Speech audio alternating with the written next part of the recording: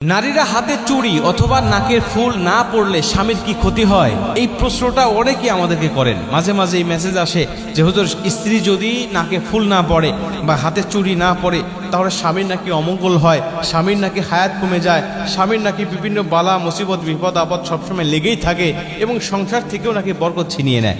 এই কথাগুলো মাঝে মাঝে শোনা যায়, কিন্তু কথা হলো যে পবিত্র কুরআন এবং হাদিসে এমন কোনো কথার কখনো কোনো ভিত্তি খুঁজে পাওয়া যায় না। কারণ সাহাবীদের মধ্যে অনেক সাহাবী ছিলেন যারা অনেক গরিব এবং তাদের স্ত্রীদেরকে তারা গহনা দেওয়া তো দূরের কথা, স্বর্ণের গহনা দেওয়া তো দূরের কথা, তারা ভালো কোনো কাপড় চোপড় পর্যন্ত ব্যবস্থা করতে পারতেন না।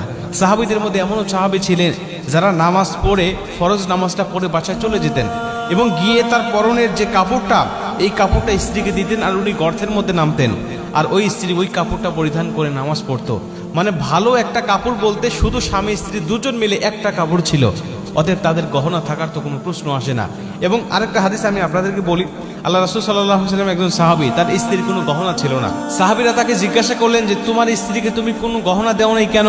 সে তো নারী মানুষ, নারীরা অবশ্যই গহনা প্রিয় হয়, গহনা পরলে তাদেরকে সুন্দর দেখায়, তুমি তোমার স্ত্রীকে কেন গহনা দিতে পারো নাই? তিনি বললেন, গহনা দেওয়ার সামর্থ্য আমার নাই, কিন্তু আমার স্ত্রী এতে নিয়ে কোনো মাথা ব্যথা নাই। আমার স্ত্রীর পরিপূর্ণ তাকওয়া আছে, আল্লাহর উপরে ভরসা আছে এবং তিনি আমার উপরে সন্তুষ্ট আছে। সাহাবী এটা বলে সেখান থেকে চলে গেলেন।